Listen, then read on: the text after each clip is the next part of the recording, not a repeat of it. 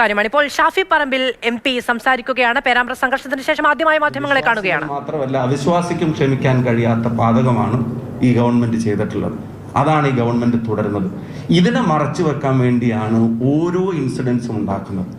ഇതിനെ മറച്ചു വെക്കാൻ വേണ്ടിയാണ് പേരാമ്പ്രയിൽ ഉൾപ്പെടെ ഒരു പ്രൊവോക്കേഷനും ഇല്ലാത്ത തലത്ത് വലിയ തോതിലുള്ള പോലീസ് ബ്രൂട്ടാലിറ്റിക്ക് നേതൃത്വം നൽകുന്നത്. ഞാനൊരു കാര്യം പറയാം, ഞാൻ ആ സമരത്തിൽ പങ്കെടുക്കുന്ന ആദ്യമായിട്ടല്ല. എനിക്ക് എൻ്റെ പ്രായത്തിനനുസരിച്ചിട്ടുള്ള രാഷ്ട്രീയ പ്രവർത്തനത്തിന് എനിക്ക് ഏതാണ്ട് 21 വർഷത്തെ KSU പ്രവർത്തനം നടത്തി, 22 വർഷത്തിലധികം KSU പ്രവർത്തനം നടത്തിയിട്ട് ഒരാളാണ്.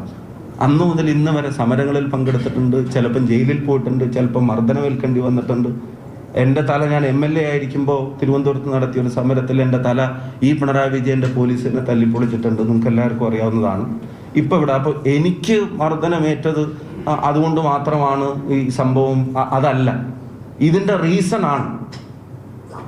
ഞങ്ങളെ അങ്ങനെ ഒരു മർദ്ദനത്തിന് അവരെ പ്രൊവോക്ക് ചെയ്തതിൻ്റെ റീസണിലേക്ക് തന്നെയാണ്, അതിൻ്റെ പൊളിറ്റിക്കൽ റീസണിലേക്ക് തന്നെയാണ് ഞങ്ങൾ വിരൽ ചൂണ്ടാൻ ആഗ്രഹിക്കുന്നത്. അതെങ്ങനെ പ്രവർത്തിച്ചു എന്നാണ് ഈ പത്രസമ്മേളനത്തിൽ ഞങ്ങൾ പറയാൻ ആഗ്രഹിക്കുന്നത്. അപ്പം ഇവിടെ എനിക്ക് മർദ്ദനമേറ്റതിൻ്റെ കാര്യം വെച്ച് ഇത് ഒരു സഹപ്രവർത്തകന് ആ ദിവസം ഉണ്ടായിട്ടുള്ള ഒരു ചിത്രം നിങ്ങൾ കണ്ടതാണ്. പേരാമ്പ്ര മാർക്കറ്റിൽ ജോലി ചെയ്ത് ജീവിക്കുന്ന ഒരു സാധാരണക്കാരനായിട്ട് നിയാസ് പറഞ്ഞ ഒരാളെ ഒരു തരത്തിലുള്ള വാർണിങ്ങും ഒരു തരത്തിലുള്ള സൈറണും ഒരു തരത്തിലുള്ള ഇൻഫോർമേഷനും ഇല്ലാതെ ആൾക്കൂട്ടത്തിന്റെ ഇടയിലേക്ക് എറിഞ്ഞിട്ട് ഒരു ചെറുപ്പക്കാരന് സംഭവിച്ച പരിക്കിന്റെ ആഘാതമാണ്. നിങ്ങൾ ആലോചിച്ച് നോക്കുക. പോലീസ് അവിടെ പറയുന്നതും CPM പ്രചരണം നടത്തുന്നതും ഞങ്ങൾ പേരാമ്പ്രയിൽ, ഞാനും DC പ്രസിഡന്റും പേരാമ്പ്രയിൽ പോയതെന്തോ സംഘർഷം ഉണ്ടാക്കാനെന്നുള്ളതാണ്. നിങ്ങളുടെ വാട്സപ്പ് ഗ്രൂപ്പിലേക്ക് ഇപ്പോൾ ഞാനൊരു വീഡിയോ അയക്കുന്നുണ്ട്. ആ വീഡിയോ നിങ്ങളൊന്ന് എടുത്ത് നോക്ക്.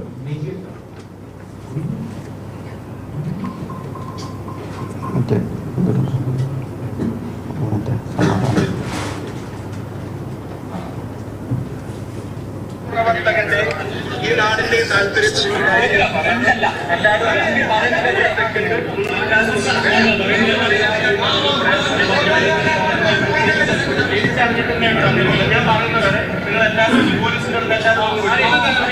ഞങ്ങൾ രണ്ടാൾ അവിടെ ചെന്നിട്ട് അവിടുന്ന് ആദ്യം പറയുന്നത് ഈ നാടിന്റെ സമാധാനത്തിനും താല്പര്യത്തിനും അല്ലെങ്കിൽ നാടിന്റെ താല്പര്യത്തിനും വേണ്ടിയുള്ള തീരുമാനമാണ് നമ്മൾ എടുക്കേണ്ടത്. നിങ്ങൾ പോലീസിൽ നിന്ന് അകന്നു നിൽക്കണം. അവിടെ സംഘർഷം ഉണ്ടാവേണ്ട കാര്യമില്ല എന്നുള്ളത് ഈ സംഘർഷമൊക്കെ ഉണ്ടാവുന്നതിന് മുമ്പ് അവിടെ ചെന്നെന്ന് പറഞ്ഞതാണ്. ഞങ്ങളത് എസ്കലേറ്റ് ചെയ്യാൻ പോയവരല്ല. ഞങ്ങൾ രാവിലെ വടകരയിലെ കൺവെൻഷൻ കഴിഞ്ഞ്, ഞങ്ങൾ നാദാപുരത്തെ കൺവെൻഷൻ കഴിഞ്ഞ്, കൊയിലാണ്ടിയിലെ കൺവെൻഷൻ കഴിഞ്ഞ് ശബരിമല ജാഥയുമായി ബന്ധപ്പെട്ട സമരത്തിൻ്റെ യോഗം പേരാമ്പ്രയിലെ ഓഡിറ്റോറിയത്തിൽ വിളിച്ചു ചേർത്തതിൽ പങ്കെടുക്കാൻ പോയപ്പോൾ അതിൻ്റെ തലേ ദിവസം മുതൽ അവിടെ ഉണ്ടാവുന്ന പോലീസ് അട്രോസിറ്റീസിൻ്റെ കാരണം ഞാൻ ഒരു കാര്യം ചോദിക്കുക, ഞാൻ അവിടെ വന്നിട്ടാണ് സംഘർഷം ഉണ്ടായത്. ഞാൻ അവിടെ ചെല്ലാത്ത തലേ ദിവസം പോലീസ് അവിടെ നടത്തിയ കാര്യങ്ങൾ നിങ്ങളൊക്കെ റിപ്പോർട്ട് ചെയ്താൽ 6 റൗണ്ട് ടിയർ ഗ്യാസും ഗ്രനേഡും അവിടെ പോലീസ് ഉപയോഗിച്ചത്. അവിടെ ഒരു കോളേജ് ഇലക്ഷൻ ജയിച്ചിട്ട് 25 വോട്ടിന് ചെയർമാൻഷിപ്പ് ജയിച്ച 3 തവണയാണ് കോളേജിനകത്ത് പോലീസിന്റെ സാന്നിധ്യത്തിൽ ഇത് എണ്ണിക്കുന്നത്. എന്ന് വെച്ചാൽ ജയിച്ചതിൻ്റെ ഒരു പ്രകടനം പോലും ടൗണിലേക്ക് ഇറങ്ങരുതെന്നുള്ള പിടിവാശി. ആ പ്രകടനം അന്ന് നടത്താൻ സമ്മതിച്ചില്ല. പിറ്റേ ദിവസം പെർമിഷൻ എഴുതി കൊടുത്ത് പിറ്റേ ദിവസം പെർമിഷൻ നടത്താൻ പ്രകടനം നടത്താൻ സമ്മതിക്കുന്നില്ല. അവിടെ അന്നും CPM പ്രകടനം നടത്തുന്നു, പിറ്റേ ദിവസം പ്രകടനം നടത്തുന്നുണ്ട്. FIR എഴുതി വെച്ചിരിക്കുകയാണ് 500ഓളം LDF പ്രവർത്തകർ പ്രകടനം നടത്തി പിരിഞ്ഞുപോയി.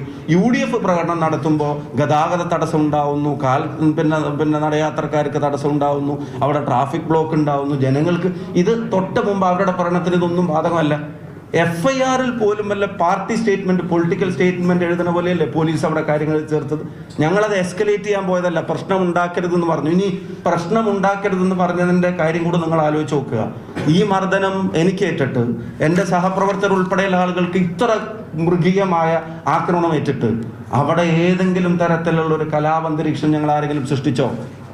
ഞാൻ ആ മർദ്ദനമേറ്റ ഉടനെ ആശുപത്രിയിലേക്ക് ഓടിപ്പോവാത്ത എന്തേന്ന് ചോദിച്ചു. എനിക്ക് മൂക്കിൻ്റെ പാലപ്പ് പൊട്ടിയെന്നൊന്നും അറിയില്ല, ചോര വരുന്നത് ഞാൻ അനുഭവിച്ചു, എനിക്ക് അറിയുന്നുണ്ട്, ബ്ലഡ് വരുന്നുണ്ട്. പക്ഷെ അങ്ങനെ ഒരു സീനിൽ നിന്ന് ഓടിപ്പോയാൽ അവിടെ പിന്നെ ഉണ്ടാവാൻ പോകുന്ന എല്ലാ സംഘർഷങ്ങളും അവിടെ അപകടം സൃഷ്ടിക്കുന്നത് കൊണ്ട് അവിടെ പ്രവർത്തകരോട് പിരിഞ്ഞു പോകണം, ഈ പ്രതിഷേധം അവസാനിപ്പിച്ചിരിക്കുന്നു, ബാക്കി കാര്യങ്ങൾ നമ്മൾ പിന്നീട് ചെയ്യുമെന്നും പറഞ്ഞ ആളുകളെ പിരിച്ചുവിട്ടിട്ടാണ് ഞങ്ങൾ രണ്ടാളും അവിടെ നിന്ന് പോരുന്നത്. നിങ്ങൾ ആലോചിച്ച് നോക്കണം. ഇത്രയൊക്കെ സംഭവിച്ചിട്ട് ഇതുപോലൊരാൾക്ക് പരിക്ക് പറ്റിയിട്ടും പോലീസിന്റെ കയ്യിലിരിപ്പും കയ്യിലിരുന്ന് പൊട്ടിയതും ഉണ്ടായിട്ടുള്ള ഒരു പരിക്കല്ലാതെ ഒരു പോലീസുകാരന് പോലും അവിടെ അഡീഷണൽ ആയിട്ട് പരിക്കേറ്റോ?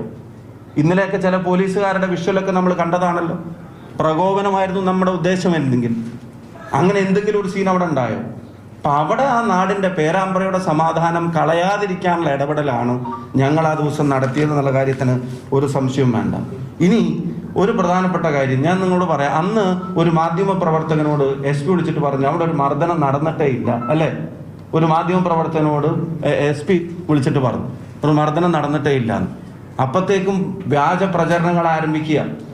ആ വ്യാജ പ്രചരണങ്ങൾ എന്തൊക്കെയായിരുന്നു നിങ്ങൾക്ക് എല്ലാവർക്കും അറിയാം. അത് അവിടെ ലാത്തി ചാർജ് നടന്നൊന്നും അറിയാഞ്ഞിട്ടൊന്നുമില്ല. ബോധപൂർവം ഈ ചർച്ചകളെല്ലാം വേറൊരു തരത്തിൽ വഴിതിരിച്ചു വിടാനുള്ള ഇവരുടെ അജണ്ടയായിരുന്നു.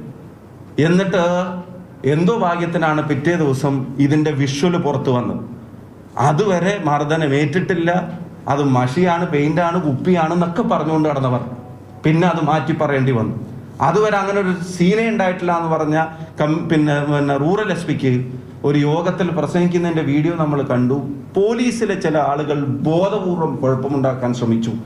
അങ്ങനെ ഒരു ഡയറക്ഷൻ ഉണ്ടായിരുന്നില്ല, അതിൻ്റെ ഒരു വാണിംഗ് കൊടുത്തിട്ടുണ്ടായിരുന്നില്ല, അതിൻ്റെ സൈറൻ കൊടുത്തിട്ടുണ്ടായിരുന്നില്ല എന്ന് ഈ നാട്ടിലൊരു റൂറൽ SP പ്രസംഗിക്കുന്നതിൻ്റെ വീഡിയോ ദൃശ്യങ്ങൾ പുറത്തു വന്നിട്ട് പോലും ഇതിനെ വേറൊരു രീതിയിൽ പ്രചരിപ്പിക്കാൻ ശ്രമിക്കുന്നതിൻ്റെ പിന്നിലെ റീസൺ എന്താ?